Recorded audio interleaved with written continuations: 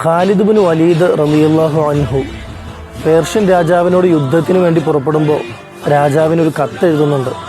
ആ കത്തിൽ പറയുന്നത്, ഫഖദ് ജിഅ്തുകും ബിഖൗമിൻ, ഞാൻ ഒരു സംഘത്തെ കൊണ്ടാണ് നിങ്ങളുടെ അടുക്കൽ യുദ്ധത്തിന് വേണ്ടി വന്നുകൊണ്ടിരിക്കുന്നത്. ആ സംഘത്തിന് ഒരു പ്രത്യേകതയുണ്ട്.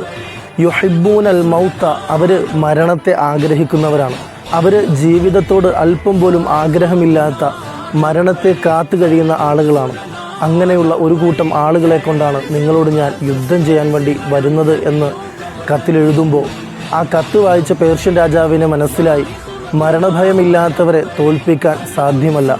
അതുകൊണ്ട് തന്നെ പേർഷ്യൻ രാജാവ് അവരുടെ മുമ്പിൽ ആയുധം വെച്ച് കീഴടങ്ങിയെന്ന് നമുക്ക് ചരിത്രത്തിൽ കാണാൻ സാധിക്കും. ഇന്ന് ആ ഒരു ചരിത്രത്തിൻ്റെ ആവർത്തനമാണ് ഫലസ്തീൻ്റെ മണ്ണിൽ ലോകം മുഴുവനും കണ്ടുകൊണ്ടിരിക്കുന്നത്. രണ്ടാം ലോക മഹായുദ്ധത്തിൽ ഉപയോഗിച്ച ആയുധങ്ങളെക്കാൾ കൂടുതൽ ആയുധങ്ങൾ ഒരു ചെറിയ പ്രദേശത്തിന് മുകളിൽ മഴ വർഷിക്കും പോലെ വർഷിച്ചിട്ടും, അങ്ങനെ പല രീതിയിൽ കരമാർഗവും വ്യോമാക്രമണ രീതിയിലും പല രീതിയിൽ കൂടി അവരെ തോൽപ്പിക്കാൻ വേണ്ടി ശത്രുക്കൾ കിണഞ്ഞു പരിശ്രമിച്ചിട്ടും അവരുടെ മുഖത്തെ പുഞ്ചിരി മായ്ക്കാൻ പോലും ഇവരെ കൊണ്ട് സാധിക്കുന്നില്ല എന്നതാണ് വാസ്തവം.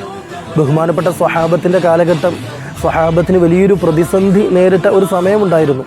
സ്വഹാബത്തിനെ കാണുന്ന ആളുകൾ മുഴുവനും വന്ന് അവരോട് പറയും, അല്ലയോ മുസ്ലിമീങ്ങളെ, നിങ്ങളെ നശിപ്പിക്കുന്നതിന് വേണ്ടി, ഈ ഇസ്ലാം മതത്തെ നശിപ്പിച്ച് നാമാവിശേഷമാക്കുന്നതിന് വേണ്ടി ചെറു സംഘങ്ങൾ ഒത്തുചേർന്ന് വലിയൊരു സംഘമായിട്ട് നിങ്ങളെ ആക്രമിക്കാൻ വേണ്ടി കടന്നു വരികയാണ്. അതുകൊണ്ട് ഫഖ്ശൗഹും, നിങ്ങൾ ഭയപ്പെടണം, ഇനി നിങ്ങൾക്ക് ഇവിടെ പിടിച്ചു നിൽക്കാൻ സാധിക്കില്ല എന്ന് പറയുമ്പോൾ ഫസാദഹും ഈമാന, അവരുടെ ഈമാൻ വർദ്ധിക്കുകയാണ് ഉണ്ടായത്. അവർ പേടിച്ച് അവരുടെ ആശയത്തിൽ നിന്ന് പിന്മാറാതെ അവരവിടെ ഉറച്ചു നിന്ന് അവിടെ ഈമാൻ വർദ്ധിക്കുകയാണ് ഉണ്ടായത്.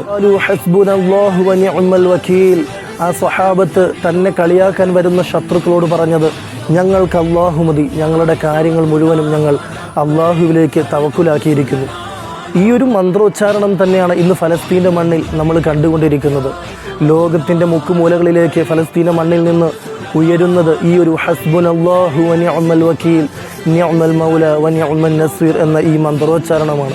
അതുകൊണ്ട് തന്നെ കെട്ടിട അവശിഷ്ടങ്ങൾക്കിടയിൽ തൻ്റെ മാതാപിതാക്കളും തൻ്റെ പിഞ്ചുമക്കളും ഞെരിഞ്ഞമരുമ്പോഴും കത്തിയമരുമ്പോഴും അവിടെയെല്ലാം അവർ പുഞ്ചിരിച്ച മുഖത്തോടുകൂടി അള്ളാഹുവിലേക്ക് തവക്കുലാക്കി മുന്നേറുന്നത്.